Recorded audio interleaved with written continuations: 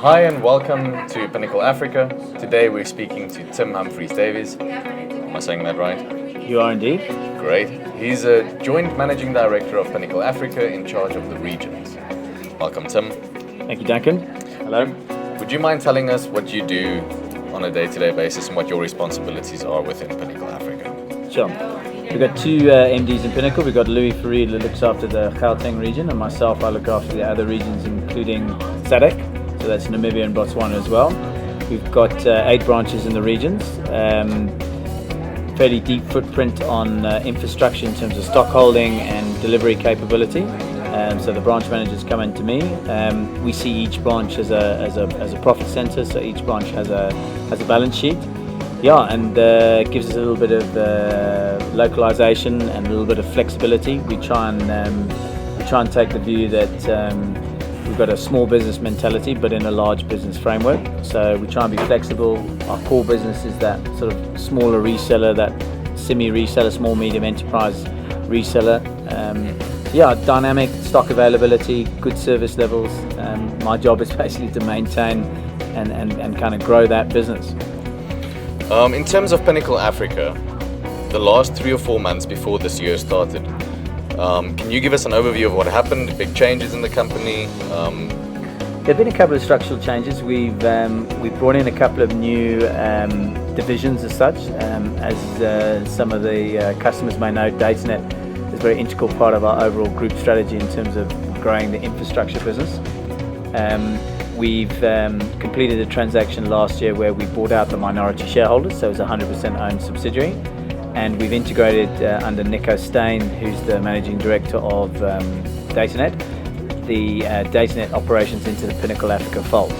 So what does that mean for the reseller? The reseller now from February has essentially one account that was previously 2, and has availability and access to the DataNet product set.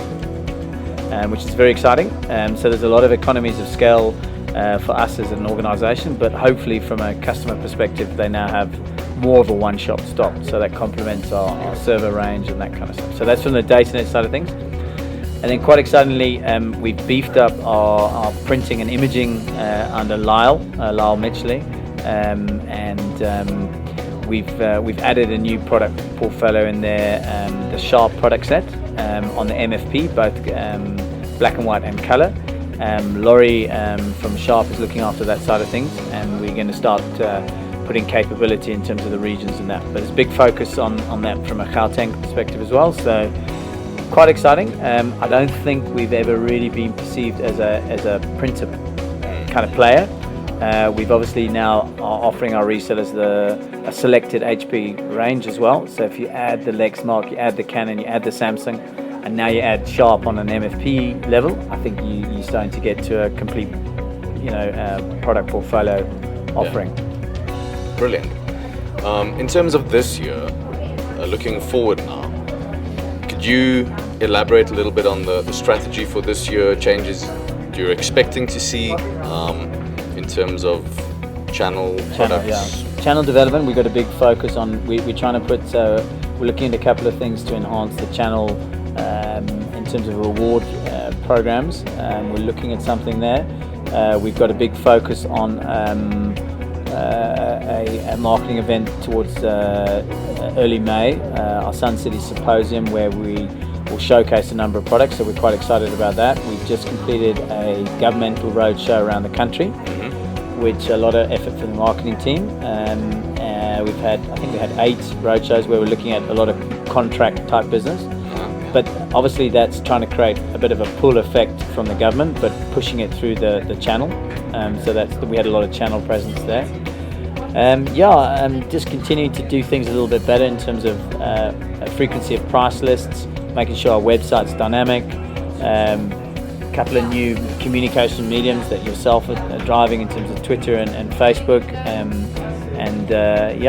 just trying to stay focused and try something new. So big focus for us.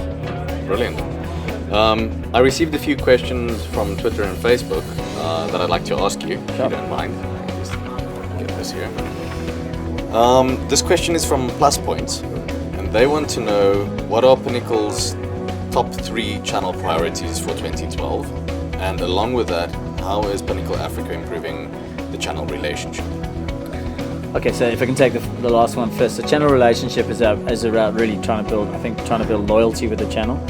So as I mentioned, we're looking at a number of channel initiatives, which I can't really confirm as yet, but we're certainly looking at that. Okay, but it's something we plan probably sort of latter part of the year. We had a great incentive last year around around the Rugby World Cup in New Zealand 2011. Obviously, there are a number of initiatives coming up that we always try and look to reward our customers from buying from us in terms of initiatives and incentives. Last year, we also took a couple of guys to the Hong Kong Sevens. We'll be doing that again this year. So those kind of things, it's not a, we don't want that to be the reason why why you buy from Pinnacle. There must be a sound financial reason, but we want to reward our customers. So that's rewarding. Loyalty is a big thing for Pinnacle. In terms of what was the question? 3 key priorities. Yeah.